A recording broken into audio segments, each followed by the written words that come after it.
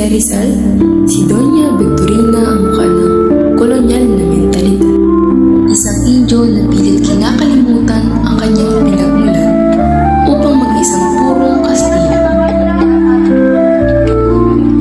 Ang kanyang layunin ang umangat sa lipunan kahit na ang kapalit ay ang kanyang sariling dignidad.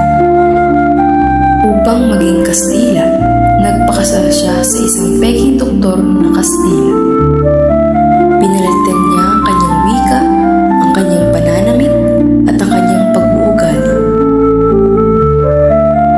Ngunit kahit anong kapal ng pulbos sa kanyang mukha, hindi nito matatakpan ang katotohanang siya ay isang Pilipino.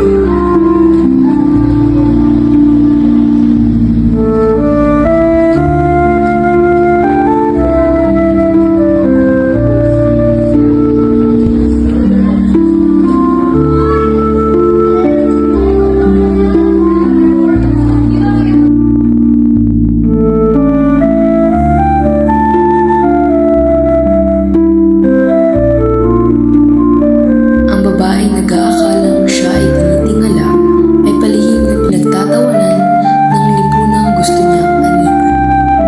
Bili-bili! Bili-bili! Bili-bili! Sa El Filibusterismo, nakita natin siyang mas matanda, mas masungit, at naghahanap sa kanyang asawang naglayas dahil sa kanyang pagmamalupit.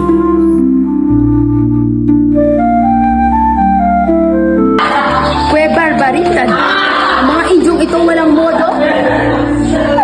Victorina, hindi ka nababagay sa ganitong uri ng mga tao. Ang simpleng Pilipina ay simbolo ng lakas na ganda at tangan. Si Doña Victorina